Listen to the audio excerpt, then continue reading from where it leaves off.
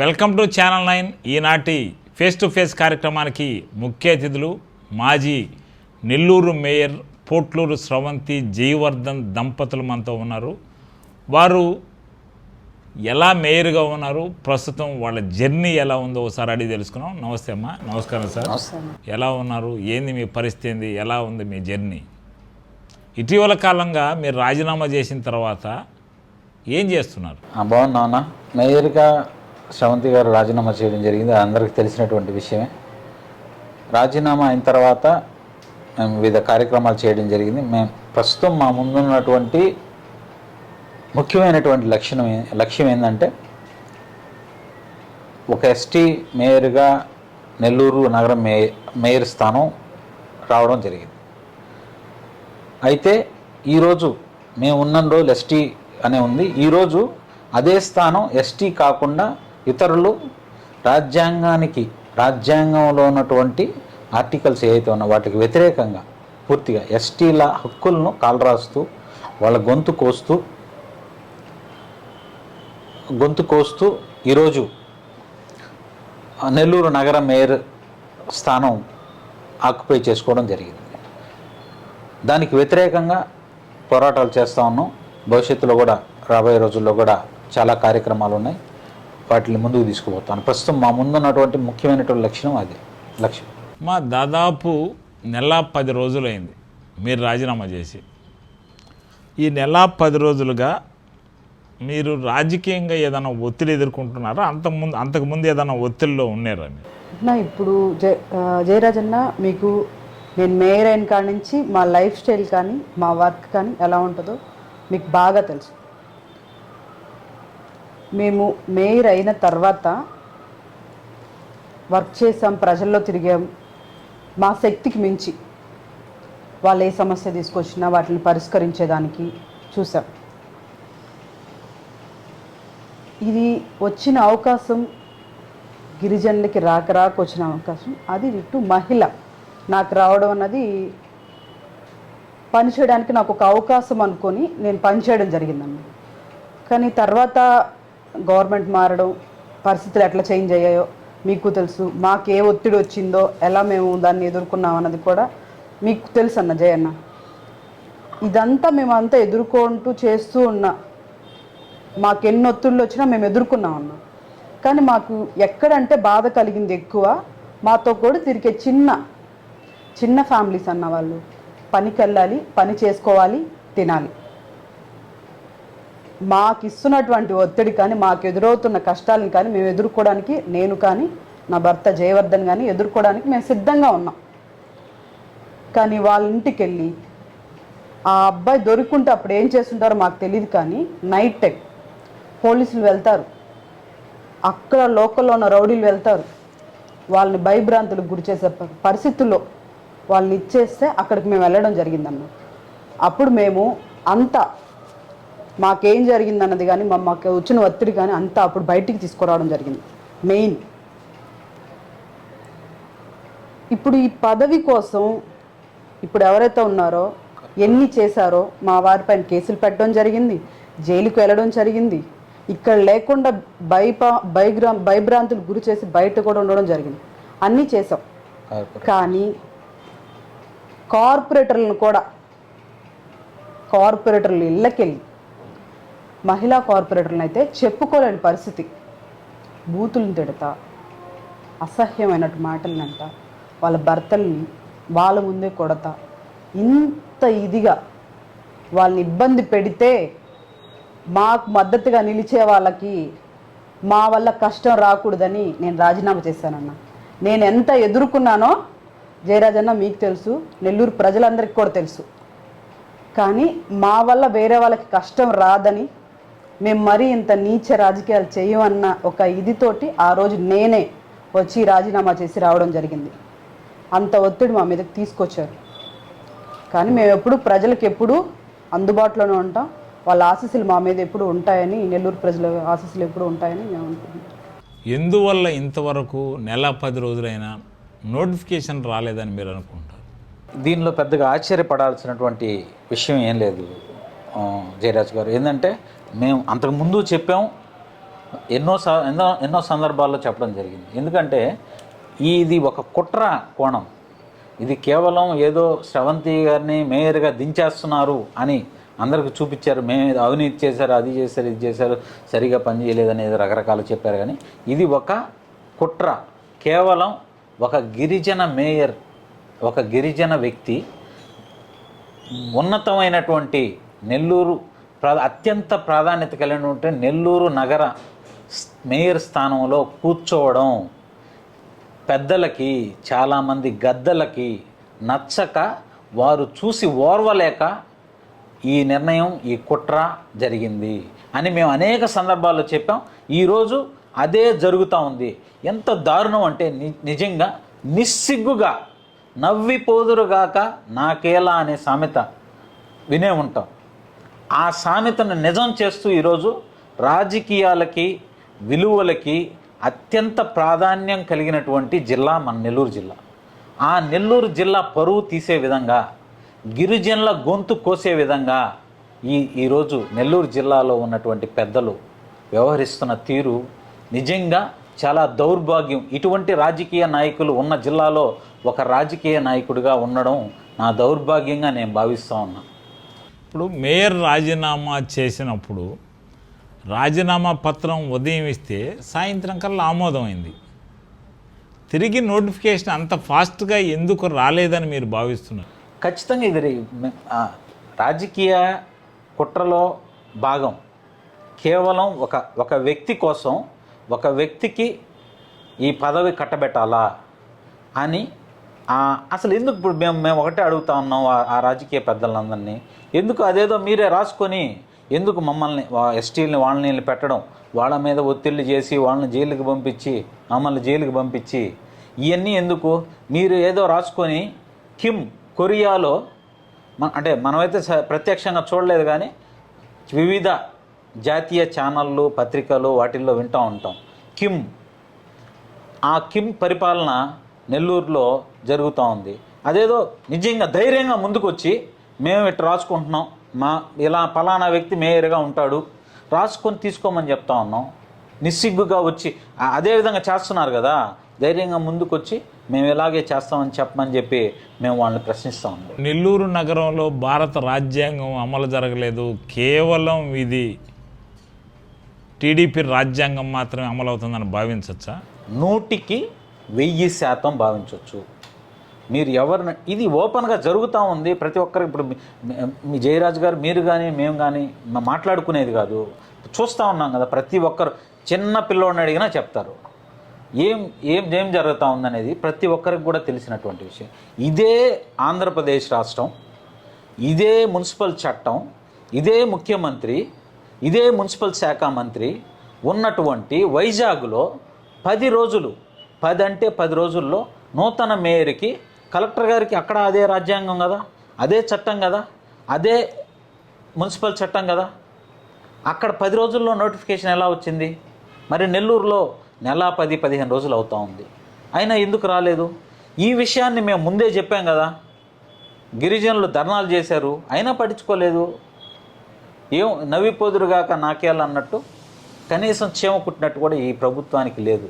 నిస్సిగ్గుగా ఈ ప్రభుత్వ పెద్దలు వ్యవహరిస్తున్నారు. కేవలం ఒక వ్యక్తి కోసం ఒక పెద్దారెడ్డి ఆడిస్తున్నటువంటి నాటకం ఇది. అంటే పెద్దారెడ్డి అంటే ఎవరు పేరు చెప్తారు మీరు? పెద్దారెడ్డి అంటే మీరు ఇప్పుడు దాకా చెప్పారు ఏమని, మున్సిపల్ శాఖ మంత్రి, ఇదే మున్సిపల్ శాఖ మంత్రి, ఇదే సీఎం అని చెప్పి. వైజాగ్లో కూడా ఇదే మున్సిపల్ శాఖ మంత్రి, ఇదే సీఎం. అయితే మున్సిపల్ శాఖ మంత్రి సొంత జిల్లా, సొంత నియోజకవర్గంలో ఉండే మేయర్ విషయంలో ఎందుకు ఇలా రావాల్సి? వైజాగ్లో కూడా లేడీయేనన్నా, మళ్ళీ అక్కడ ఎలక్షన్ జరిగింది, అదే కమ్యూనిటీ వాళ్ళు వచ్చారు. ఇక్కడ ఒక గిరిజన మహిళ, ఇక్కడ కూడా లేడీయే దింపేశారు. మళ్ళీ అక్కడ గిరిజన లేడీ ఎందుకు రాలేదండి?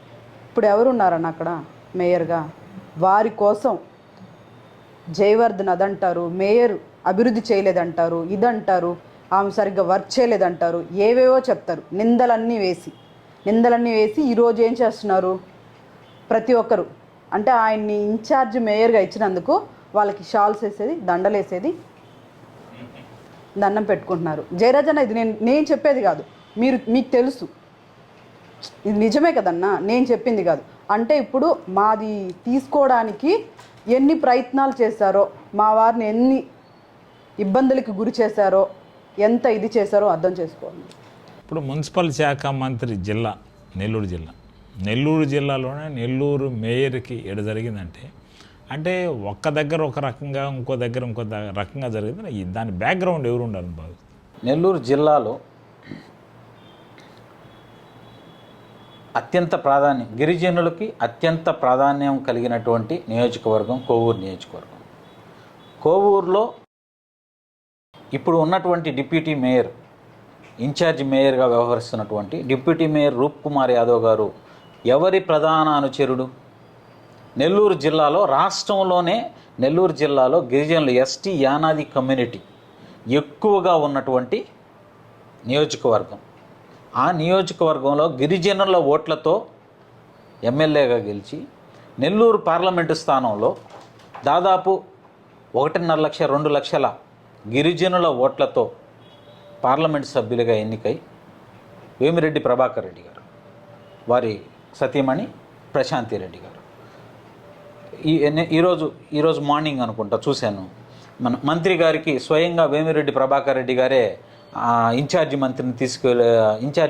మంత్రి దగ్గరికి డిప్యూటీ మేయర్, ఇప్పుడు మేయర్ కానీ డిప్యూటీ మేయర్ని తీసుకెళ్ళి స్వయంగా పరిచయం చేస్తున్నటువంటి ఫోటోలు వాట్సాప్లో వస్తూ ఉన్నాయి. దీని వెనక ఖచ్చితంగా వారు తెర వెనక ముందుకు రాకుండా తెర వెనక ఉండి కథ నడిపారు. ఖచ్చితంగా దానికి భారీ మూల్యం చెల్లించుకోక తప్పదు భవిష్యత్తులో. జనరల్గా మేయర్గా మీరు 4 ఏళ్ళు కొనసాగారు.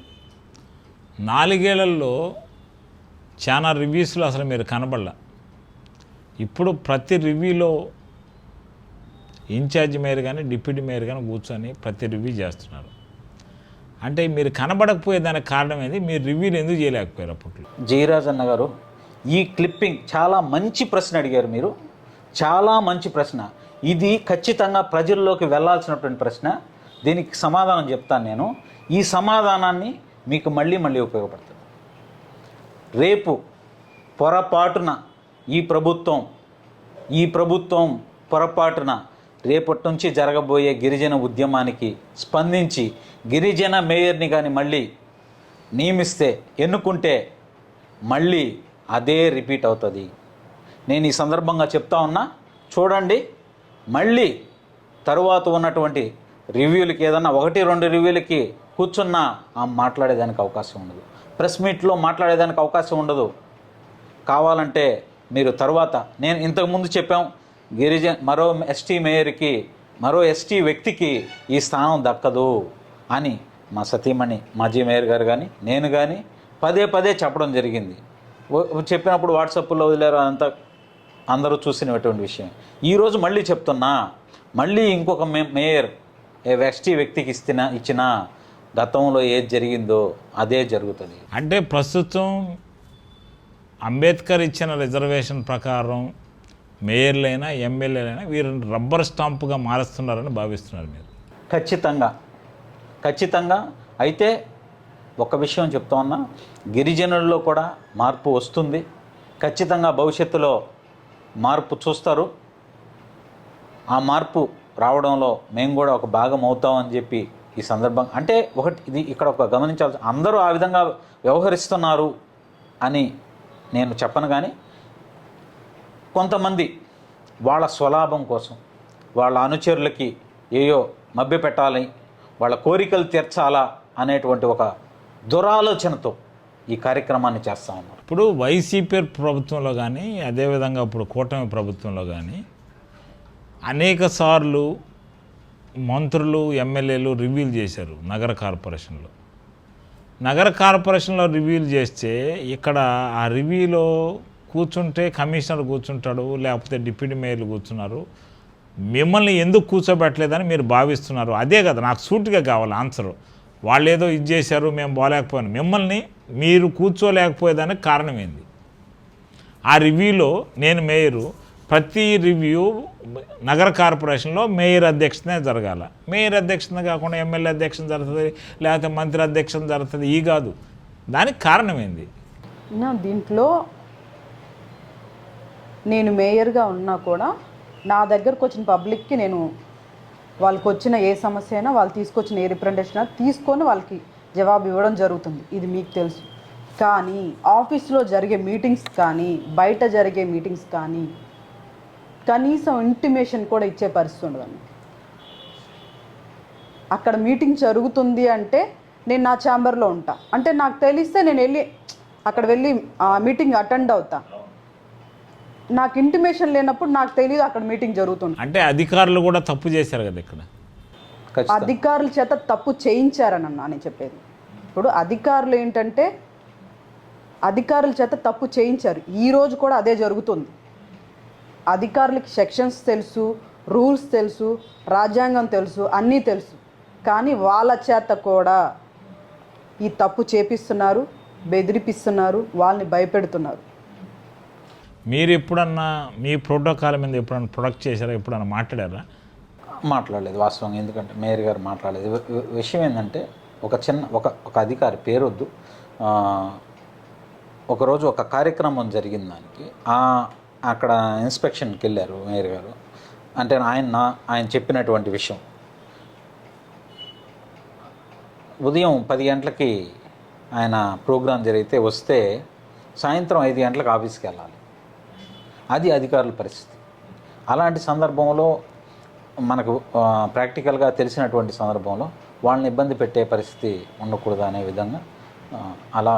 అంటే ఇప్పుడు మనం రిజర్వేషన్లో గెలిచిన తర్వాత వాళ్ళు ఇబ్బంది పడకుండా ఉంటే వాళ్ళు ఆయన అధికారి కాకపోతే ఇంకొక అధికారి అవుతాడు. ఇప్పుడు ఎగ్జాంపుల్ ఏంటంటే మీరు ఆ విధంగా ఆయన ఇబ్బంది పెట్టకూడదు అంటే పక్కన వాళ్ళు ఇబ్బంది పెడుతుండ్రు కదా, దానివల్ల మీరు ఇబ్బంది పడిపోయారు కదా. మేము రాజకీయాల్లోకి వచ్చిన తర్వాత కానీ మేము ఎక్కడా కూడా ఇప్పుడు నాకు ఈ పదవి ఉందని కానీ బెదిరించడానికి కానీ వాళ్ళు భయపడ్డారు కానీ ఎక్కడా చేయలేదు. ఇప్పుడు కమిషనర్ గారు ఇప్పుడు ఉన్న కమిషనర్తో కూడా అంతకుముందున్న కమిషనర్లు అందరితో కూడా నేను కాల్స్ చేసి చెప్పేదాన్ని, ఇది క్లియర్ చేయండి, ఇది మీ దగ్గర ఉంది అని చెప్పేదాన్ని. కానీ ఇది మీరు చేయాల్సిందే ఖచ్చితంగా అని ఆర్డర్ వేసిన ఇది ఎప్పుడు లేదండి. కమిషనరు కానీ కార్పొరేషన్లో ఉన్న అధికారులు అందరితో కూడా జస్ట్ ఇప్పుడు మనం అనుకుందాం, ఇప్పుడు మీ రాజీనామాని ఒక రోజులో కంప్లీట్గా ఆమోదం అయింది, మళ్ళీ రీనోటిఫికేషన్ ఒక రోజులో ఎందుకు రాకపోలేదు? రాదన్న, అసలు ఇంకా రాదు. ఇప్పుడు ఇది ఈరోజు చెప్పట్లేదన్నా, మేము రాజీనామా చేసిన నెక్స్ట్ డేనే చెప్పాం. కేవలం ఒక గిరిజన మహిళకే ఇస్తామని ఒక మాయ, ప్రజలకి మీడియాకి అందరికీ ఒక మాయ. ఇప్పుడు నేను రాజీనామా చేసిన తర్వాత కానీ లేదా ఒక సెలవు పెట్టుకున్న తర్వాత కానీ ఇన్ఛార్జ్ మేయర్గా ఒక 7 days ఉండొచ్చు. Deputy mayor, first deputy mayor, మనకి ఇక్కడ 2 ఉన్నారు కాబట్టి ఫస్ట్ డిప్యూటీ మేయర్ 7 days ఉండొచ్చు. ఈ 7 days కాస్త 11 నెలలు అవబోతున్నాయి అనడానికి 11 నెలలు అవబోతున్నాయని నేను చెప్పడం జరిగింది. ఇప్పుడు దీంట్లో 1 నెల అయిపోయింది. ఇంకా 10 నెలలు కూడా ఉండడానికే ట్రై చేస్తారు. కానీ రాక వచ్చిన గిరిజన అవకాశాన్ని మాకు ఇవ్వండి అని మా వాళ్ళు నాకు జరిగిన అన్యాయాన్ని కానీ మా జాతికి జరిగిన అన్యాయం గురించి మాట్లాడడం జరుగుతూ అక్కడక్కడ మీటింగ్స్ కూడా పెట్టడం జరిగింది. వాళ్ళని కూడా బెదిరించడం కూడా జరిగిందన్న. ఏజ్డ్ పర్సన్స్ కూడా వాళ్ళకి ఏంటంటే శ్రవంతికి సపోర్ట్ చేయాలన్నదే కాదు వాళ్ళ ఇది, గిరిజన జాతికి రాక వచ్చిన ఒక ప్రోటోకాల్ పదవిని తీసేసుకోవడం కరెక్ట్ కాదు. తీసేశారు కానీ మళ్ళీ మా జాతికి సంబంధించినటువంటి బిడ్డకి ఇవ్వండి రిక్వెస్ట్గానే అడుగుతున్నారన్న మా వాళ్ళు. ఇప్పటికీ కూడా మా సైడ్ నుంచి మా జాతులకు సంబంధించి గిరిజనులు అందరూ కూడా చేస్తూనే ఉన్నారు. జనరల్గా గిరిజనులు అంటే కాస్త భయస్థులు, కాస్త భయంగా ఉంటారు. ఎందుకంటే పెద్ద కులాలని మోటుకునే పరిస్థితి లేదు. కానీ గ్రామాల్లో కానీ టౌన్లో కానీ కాస్త గిరిజనులు అంటే కాస్త స్లోగా ఉంటారు. అంటే ప్రొడక్ట్ చేయడం కూడా ఎస్సీల కంటే కాస్త తక్కువగానే భావించవచ్చు. ఇలాంటి గిరిజనులను చైతన్యపరిచి మళ్ళా గిరిజనుల మేయర్ దక్కించుకునే దానికి మీరు ఏదైనా పోరాటం చేస్తున్నారా? 100% గిరిజన మేయర్కి వచ్చేదాకా నెల్లూరు నగర మేయర్ స్థానం 100% మళ్ళీ మా గిరిజన బిడ్డకి వచ్చే వరకు అవసరమైతే ఈ సందర్భంగా చెప్తా ఉన్నా ప్రాణత్యాగానికైనా సిద్ధం. అవసరమైతే ప్రాణత్యాగానికైనా సిద్ధం. రేపటి రోజు నుంచి ఉద్యమం ఇప్పటికే అనేక నిరసన కార్యక్రమాలు చేయడం జరిగింది. అది కూడా ఏంటంటే ప్రభుత్వానికి కొంత సమయం ఇవ్వాలా అనే ఒక చిన్న ఉద్దేశంతో ఇవ్వడం జరిగింది.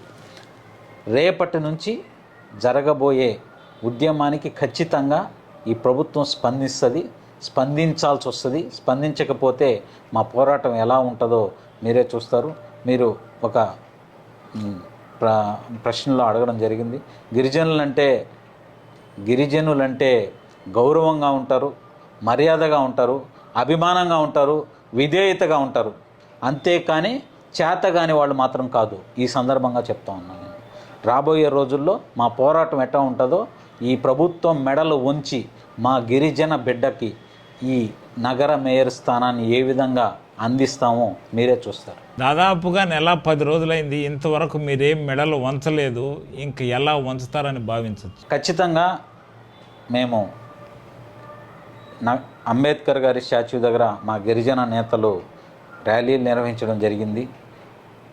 ప్రభుత్వ పెద్దలకి నిజంగా ఈ సందర్భంగా కూడా మీరు ఏం చేశారని చెప్తున్నారు కదా, నగర డిఎస్పి ఐపీఎస్ అధికారి గారు వారికి 3 రోజుల పాటు మా గిరిజన నాయకులు కలెక్టర్ ఆఫీస్ దగ్గర మేము ధర్నా నిర్వహించాలని చెప్పి గత వారం 10 రోజుల నుంచి రిప్రజెంటేషన్ అనుమతి కోసం వారికి రిప్రజెంటేషన్ ఇస్తుంటే కనీసం అది తీసుకొని మాకు ఆ పర్మిషన్ ఇస్తామా లేదా, కనీసం ఆ రిప్రజెంటేషన్ కూడా తీసుకోవాలి. ఇస్తామా లేదా తర్వాత సంగతి, కనీసం ఆ రిప్రజెంటేషన్ కూడా తీసుకోలేదు అంటే ఈ కూటమి ప్రభుత్వ అరాచక పరిపాలన ఏ విధంగా ఉందో అర్థం పడుతూ ఉంది. అయినా ఇబ్బంది ఏం లేదు. ఇలాంటి ఎన్నో సమస్యలు జరిగి ఉన్నాయి. ఈ పోరాటం మీకు నేను ఈ గిరిజన మేయర్కి మరో వారికి ఇచ్చేది కాదు అని ఏ విధంగా చెప్పానో ఈరోజు అదే జరుగుతుంది. అదే విధంగా చెప్తా ఉన్నా, మరో గిరిజన బిడ్డకి ఈ అవకాశం ఇప్పించేదాకా ప్రాణత్యాగానికైనా సిద్ధం. ఇప్పుడు ఈ ఎస్పీ వచ్చిన తర్వాత లేదు అధికార పార్టీకి ఆమె పెద్ద తొత్తుగా వ్యవహరించడం లేదు, ప్రతి పని చేస్తున్నాం. మీరు చెప్పినట్టు ఐపీఎస్ అధికారిగా ఉన్న డిఎస్పీ కనీసం వినతి పత్రం కూడా సేకరించలేదంటే దీనికి కారణం గవర్నమెంట్గా భావించవచ్చు. 100%, 100%, 100%. ఎందుకంటే దీనిలో పెద్దల హస్తం ఉంది. సాక్షాత్తు జిల్లా మంత్రి నారాయణ గారి హస్తం ఉంది. ఈ నగర మేయర్ స్థానాన్ని మరో గిరిజన బిడ్డకి ఇవ్వకుండా అడ్డుపడే దానిలో ప్రధానమైనటువంటి పాత్ర నెల్లూరు రాష్ట్ర మంత్రి పొంగూరు నారాయణ గారి హస్తం ఉంది. అదేవిధంగా పెద్దారెడ్డిగా పిలువబడుతున్నటువంటి విపిఆర్ గారి హస్తం ఉంది. ఇలాంటి సందర్భంలో అధికారులు కొంత నిర్లిప్తత, అంటే ఎన్నికలప్పుడు గిరిజనులు బాగా వాడుకుంటున్నారు, ఎన్నికలైన తర్వాత గిరిజన రిజర్వేషన్ కూడా వీళ్ళు విఘాతం కల్పిస్తున్నారు. ఆ రిజర్వేషన్లకు సంబంధించిన అనేక రకాలైన రాజకీయాలు చేస్తున్నారు. దీనికి గల కారణాలు ఏమన్నారు? నిజంగా చాలా దౌర్భాగ్యం అనేటువంటి విషయం. నేను ఈ సందర్భంగా ప్రశ్నిస్తూ ఉన్నా,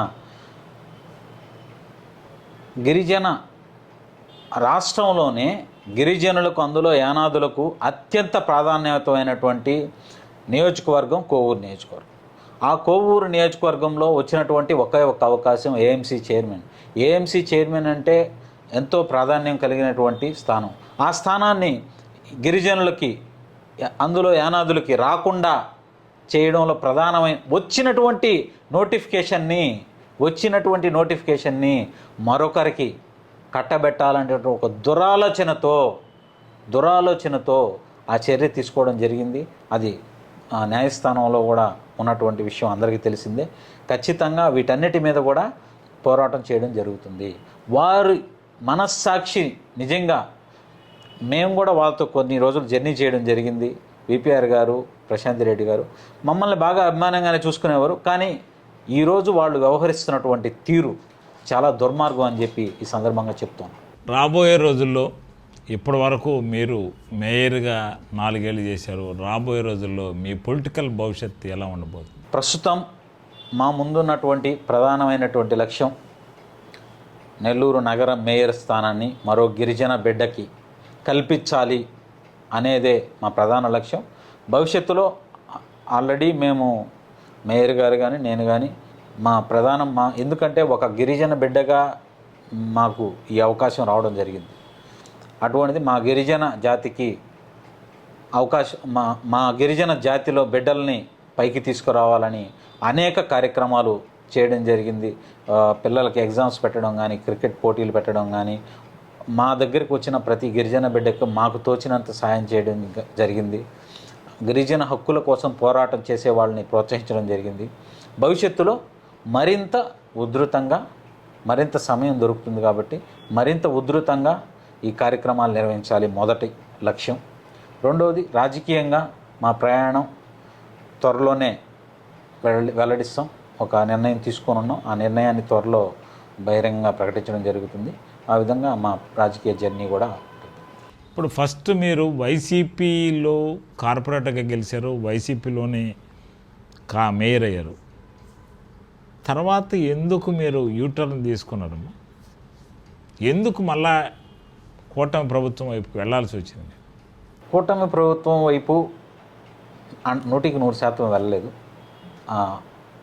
ఆ ఆలోచన రాజకీయాలు ఇంతకుముందు ఉన్నటువంటి విలువలు, విశ్వసనీయత, అసలు పూర్తిగా రాజకీయాల్లో విలువలు లేకుండా పోతున్నటువంటి పరిస్థితి. అటువంటి సందర్భంలో ఎన్నికలు వైఎస్ఆర్ కాంగ్రెస్ పార్టీ గతంలో ప్రభుత్వం ఉంది. ప్రభుత్వం మారిన తర్వాత ఎటువంటి అరాచకాలు జరిగాయో అసలు ఒకరితో ఒకరు మాట్లాడుకునే పరిస్థితి లేనటువంటి పరిస్థితి. ఆ సందర్భంలో కొన్ని కారణాల వల్ల అనుకోని సంఘటన, ఒత్తిడులు జరిగిన సందర్భంలో మేము వైఎస్ఆర్ కాంగ్రెస్ పార్టీకి రాజీనామా చేయడం అనే ఒక ప్రెస్ మీట్ పెట్టి జరగడం జరిగింది. అయినా కానీ మేము వైఎస్ఆర్ కాంగ్రెస్ పార్టీకి దగ్గరగా అయితే ఉన్నాం 100%. రాబోయే రోజుల్లో త్వరలోనే మా రాజకీయ భవిష్యత్తు ఏ విధంగా మేము వెళ్ళబోతున్నాం అనేది బహిరంగంగా ప్రకటిస్తాం. అంటే మీరు మేయర్ కాకముందు కోటమిరెడ్డి శ్రీధర్రెడ్డి అనుచరుడిగా ఉన్నారు. మీరు మేయర్ అయిన తర్వాత ఎందుకు ఆయనతో మీకు రివర్స్ అయింది? ఎందుకు మీ ఇద్దరి మధ్య వివాదం ఏర్పడింది? ఇది మా బహిరంగంగా అందరికీ తెలిసినటువంటి విషయమే. వారితో దాదాపు 13-13.5 సంవత్సరం ప్రయాణం చేయడం జరిగింది. తరువాత జరిగినటువంటి పరిణామాల్లో వైఎస్ఆర్ కాంగ్రెస్ పార్టీలో ఉన్నప్పుడు మేయర్ గారికి నెల్లూరు మేయర్ స్థానం ఎస్టీ కేటాయించడం, రూరల్ నియోజకవర్గంలో ఒకే ఎస్టీ కమ్యూనిటీ, యానాది కమ్యూనిటీకి ఒకే ఒక స్థానం, మహిళా స్థానం ఇవ్వడం, జగన్మోహన్ రెడ్డి గారు గిరిజనులకు, అందులో మన నెల్లూరు ఎస్టీ రాష్ట్రంలోనే ఎక్కువ మంది యానాది కమ్యూనిటీ నెల్లూరులో ఉన్నారు అనేటువంటి ఉద్దేశంతో, వారిని పైకి తీసుకురావాలనేటువంటి ఉద్దేశంతో వైఎస్ జగన్మోహన్ రెడ్డి గారు ప్రత్యేకంగా, ఇది స్రవంతి గారికి ఇవ్వాలనో ఇంకొకరికో అనేది కాదు, జగన్మోహన్ రెడ్డి గారి ఆలోచన నెల్లూరు మేయర్ స్థానం, అక్కడ ఉన్నటువంటి కమ్యూనిటీ యానాది కమ్యూనిటీని పైకి తీసుకురావాలి రాష్ట్ర వ్యాప్తంగా అనే ఉద్దేశంతో ఒక మేయర్ స్థానాన్ని, నెల్లూరు నగర మేయర్ స్థానాన్ని నా సతీమణి స్రవంతి గారికి కేటాయించడం జరిగింది. అయితే దానిలో శ్రీధర్ రెడ్డి గారి పాత్ర కూడా ఎంతో కొంత ఉంది, దాన్ని కాదనలేము. జరుగుతున్నటువంటి జర్నీలో మా మీద కొంతమంది వారి సోదరు గిరిధర్ రెడ్డి గారు రావడం కానీ, ఇలా మా మీద కొన్ని కార్యక్రమాలకు వెళ్ళకూడదు, మేము ఎంతవరకు ఉండాలో అంతవరకు ఉండాలి. నేను ఒకటి ప్రశ్నిస్తున్నా ఈ సందర్భంగా, మీరు ప్రశ్న అడిగారు కాబట్టి, కనీసం నన్ను పక్కన నిలబడడానికి కూడా మేయర్ గారు విజిట్కి వెళ్తుంటే కనీసం పక్కన కూడా నిలబడొద్దని చెప్పారు. నీ మీద ఇంటెలిజెన్స్ ఉంటుంది, పైకి రిపోర్ట్ పోతే మేము సమాధానం చెప్పాల్సి వస్తుంది అని చెప్పారా లేదా ఒకసారి అడగండి. అటువంటి ఒత్తిళ్ళు ఎన్నో మేము ఎదుర్కోవడం జరిగింది. అటువంటి ఒత్తిళ్ళలో మేము ఇంకా జరిగినటువంటి పరిణామాల్లో దూరంగా, ఈరోజు అదే కోటమిరెడ్డి గిరిధర్ రెడ్డి గారు రివ్యూలు చేస్తున్నారు అధికారులతో, మామూలు సాధారణమైనటువంటి ఏఈడి క్యాడర్ కూడా కాదు, కమిషనర్ స్థాయి అధికారులతో రివ్యూ మీటింగ్లు చేస్తున్నారు, ఆర్డీఓలతో మాట్లాడుతున్నారు, కలెక్టర్ గారితో మాట్లాడుతున్నారు. అందరు రివ్యూల్లో స్వయంగా పాల్గొంటున్నారు. నిన్న జరిగినటువంటి గణతంత్ర దినోత్సవంలో వేదిక పంచుకున్నారు. ఏ అధికారంతో వేదిక పంచుకున్నారు? అదే ఒక ఎస్టీ గిరిజనుడైతే పక్కన కూర్చోబెట్టుకుంటారా? ఏ పదవి లేకుండా, ప్రోటోకాల్ పదవి లేకుండా. అదే ఎక్కడైనా నేను ఇక్కడ ప్రశ్నిస్తున్నా, ఒకరిని కాదు రాజకీయ పెద్దలందరినీ కూడా ప్రశ్నిస్తూ ఉన్నా. అదే ఒక ఎస్టీ ఎస్సీ ఎవరినైనా కానీ ఒక ప్రోటోకాల్ పదవి లేకుండా ఈ రాష్ట్రం మొత్తం మీద ఎక్కడైనా ఒక వ్యక్తిని కూర్చోబెట్టగలరా అని అడుగుతా ఉన్నా. ఇప్పుడు మీరు గిరిజన మేయర్ని మళ్ళా తీసుకువచ్చేదానికి ఎలాంటి పోరాటం చేయబోతున్నారు? ఏ రోజు మీ కార్యాచరణ ప్రారంభంగా? అన్ని గ్రామాలకు కూడా ఆ పాంప్లెట్ తీసుకువెళ్ళి ఈ కూటమి ప్రభుత్వంపై ఒత్తిడి తీసుకొచ్చే ప్రయత్నం చేయబోతా ఉన్నాం. కొంత సమయాన్ని ఈ కూటమి ప్రభుత్వానికి ఇవ్వడం జరుగుతుంది. ఆ లోపల స్పందించకపోతే రిలే నిరాహార దీక్షలకు కూడా స్పందించకపోతే ఆమరణ నిరాహార దీక్ష కూర్చోడానికి నేను సిద్ధంగా ఉన్నాను. నా ప్రాణత్యాగం చేసైనా సరే ఈ గిరిజన మేయర్ స్థానాన్ని ఒక గిరిజన బిడ్డకి దక్కే వరకు పోరాటం ఆగదు. ప్రజెంట్ నిరసన కార్యక్రమానికే పోలీసులు పర్మిషన్ ఇవ్వకపోతే ఆమరణ నిరాహార దీక్ష ఎలా చేస్తారు మీరు? పర్మిషన్ ఇస్తే కలెక్టర్ కార్యాలయం ముందు చేయాలనేది మా ఆలోచన. ఇవ్వకపోతే మా ఇంట్లో చేస్తాను, నన్ను అరెస్ట్ చేస్తే జైల్లో చేస్తాను, పోలీస్ స్టేషన్లో పెడితే పోలీస్ స్టేషన్లోనే చేస్తాను. ఆమరణ నిరాహార దీక్ష ముందు ప్రచారం చేస్తారు, ప్రచారం తర్వాత మీరు నిరాహార దీక్ష కూర్చోబోతున్నారు. మా ఆలోచనని ప్రజలందరూ కూడా తెలియజేయాలి. వారి మద్దతు కోరుతాం. అన్ని రాజకీయ పార్టీల మద్దతు కోరడం జరుగుతుంది. ప్రభుత్వానికి సమయం అంటే మన ఆలోచన, మన గిరిజనుల బాధ వారికి తెలియాలి. ఆ తెలిసిన తర్వాత మనం ఒక కొంత సమయం ఇప్పటి వరకు సమయం ఇచ్చాం. నిరసన కార్యక్రమాల ద్వారా వారికి తెలియజేసాం ప్రజల అభిప్రాయాన్ని. రేపటి నుంచి ఉద్యమం మరింత ఉధృతంగా చేయాలని నిర్ణయించడం జరిగింది. మీరు ఉద్యమం చేసినా మీ కోరిక ఫలించే అవకాశం ఉందని మీరు భావిస్తున్నారమ్మా? ఖచ్చితంగా అన్న. ఇప్పుడు మేము ఏంటేంటో అడగట్లేదన్నా, మాకు వచ్చిన అవకాశాన్ని మా జాతికి, అంటే నాకు కాదు మా జాతికి వచ్చిన అవకాశాన్ని మా జాతికే ఇవ్వండి. ఇప్పుడు ఉన్నారు కదా, ఇప్పుడు సిటీలో ఇద్దరు ఉన్నారు, ఎస్టీకి సంబంధించి ఒక లేడీ ఉన్నారు, ఒక జెంట్ ఉన్నారు. వాళ్ళు తెలుగుదేశం పార్టీలోనే ఉన్నారు, వాళ్ళ అధికార పార్టీలోనే ఉన్నారు కదా. వాళ్ళలో ఎవరికి ఇచ్చినా మాకు అంగీకారమే. ఎందుకంటే మా జాతికి గిరిజనులకు వచ్చినటువంటి అవకాశాన్ని గిరిజనులకే ఇవ్వండి అన్నదే మేము అడుగుతున్నామన్న. అదే మేము క్వశ్చన్ కూడా చేస్తున్నాం. శ్రవంతికి ఇవ్వమని, జయవర్ధన్కి ఇవ్వమని కాదు, గిరిజనులకు వచ్చిన అవకాశాన్ని గిరిజనులకే ఇవ్వండి. ఇప్పుడు ఇద్దరు గిరిజనులు ఉన్నారు కదా, వాళ్ళు ఇంతవరకు ఎందుకు ప్రశ్నించలేకపోతారని భావిస్తున్నారు మీరు? ఎస్టీకి కదా వాళ్ళు ఆల్రెడీ వాళ్ళు ఏదో మళ్ళీ మేము ఎస్టీ మేయర్ వస్తుందని చెప్పి అనేక ప్లాన్స్లో ఉండారంట. ఇప్పుడు ఎందుకు సైలెంట్ అయ్యారని భావిస్తున్నారు? నిజంగా దీన్ని బట్టి మనం అర్థం చేసుకోవచ్చు ఎంత ఒత్తిడి మా మీద ఉందో, మా మీద ఉనిందో. ఈరోజు ఇద్దరు గిరిజన బిడ్డలు కార్పొరేటర్లు, ఒక కార్పొరేటర్ అంటే వాళ్ళకి సమాజం పట్ల ఎంతో అవగాహన ఉంటుంది, వారు మాట్లాడలేని పరిస్థితుల్లో ఉన్నారు అంటే మా మీద ఎంత ఒత్తిడితో మేము పనిచేస్తుంటాం. ఈ 4 సంవత్సరాలు మేయర్ గారు శ్రవంతి గారు పనిచేస్తుంటారో దీనికి అర్థం, దానికి సమాధానం అక్కడే ఉంది. ఇంకొక విషయం కూడా మీకు గుర్తు చేయదలుచుకున్నా. వీరిద్దరిలో ఒక కార్పొరేటర్ ఇక్కడ నెల్లూరు నుంచి విజయవాడకి 4 గంటల సమయం పడుతుంది జర్నీ చేయడానికి. ఉదయం 8 గంటలకి అక్కడికి చేరుకున్నారు. సాయంత్రం వరకు ఎదురు చూసి వైఎస్ జగన్మోహన్ రెడ్డి గారి సమక్షంలో పార్టీలో చేరారు. అదే వ్యక్తి మరుసటి రోజు ఉదయం 10 గంటలకల్లా ఇక్కడి నుంచి విజయవాడకి వెళ్ళి వైఎస్ జగన్మోహన్ రెడ్డి గారి సమక్షంలో పార్టీలో కండువా కప్పించుకొని ఇన్ని చేసినటువంటి వ్యక్తి మరుసటి రోజు ఉదయం 10 గంటలకల్లా ఆయన భుజం మీద చేయేసి ఒక వీడియో రిలీజ్ చేశారు. అంటే పరిస్థితి ఎంత దారుణమైన పరిస్థితితో బహిరంగ ఇంకా చెప్పాల్సిన అటువంటి అవసరం లేదు. ఆయన భుజం మీద చేసి నేను తెలుగుదేశం పార్టీలోనే ఉంటాను, నేను ఇప్పుడు పార్టీ మారడం లేదు అని ఆయన వాయిస్ ఇచ్చారు బాగా. ఆ భుజం మీద చేసినటువంటి వ్యక్తి ఎవరు? అసలు ఒక కార్పొరేటర్ మీద భుజం మీద చేసి మాట్లాడిస్తున్నాడు అంటే పరిస్థితి ఏ విధంగా ఉంది ఈ రాష్ట్రంలో, అరాచకం ఏ విధంగా ఉంది ఈ రాష్ట్రంలో, ఇది అందులో నెల్లూరు జిల్లాలో ఈ అరాచక పరిపాలన ఏ విధంగా ఉందో అర్థం పడుతుంది. అంటే రాష్ట్ర వ్యాప్తంగా మీరు గిరిజన మేయర్ కోసం అనేక సంఘాలు అనేక మంది కోరారు. అంటే అప్పుడు చాలామంది కోరారు, వివిధ రకాలైన రాజకీయ పార్టీల నుంచి కూడా డిమాండ్ చేశారు. అదేవిధంగా గిరిజన సంఘాలు పలు జిల్లాల్లో కూడా ఉద్యమాలు చేశాయి. ఎందుకు ప్రభుత్వం స్పందించలేదంటారు ఇంతవరకు గిరిజన మేయర్కి మా పదవి కేటాయించడం? సాక్షాత్తు భారతదేశానికి రాష్ట్రపతి ద్రౌపది ముర్ము గారు ఒక గిరిజన మహిళ అయినా ఈరోజు వచ్చినటువంటి ఈ కూటమి ప్రభుత్వం కేవలం తమ కోరికలు తీర్చుకోవడం, తమ దురాలోచనల్ని అమలు చేయడమే ఈరోజు ఉన్నటువంటి ఈ ప్రభుత్వ పాలన అని చెప్పి దానికి నిదర్శనం నెల్లూరులో జరుగుతున్నటువంటి సంఘటన. రాజ్యాంగానికి విరుద్ధంగా డాక్టర్ బాబాసాహెబ్ అంబేద్కర్ గారు రిజర్వేషన్ ఎందుకు ప్రవేశపెట్టారు?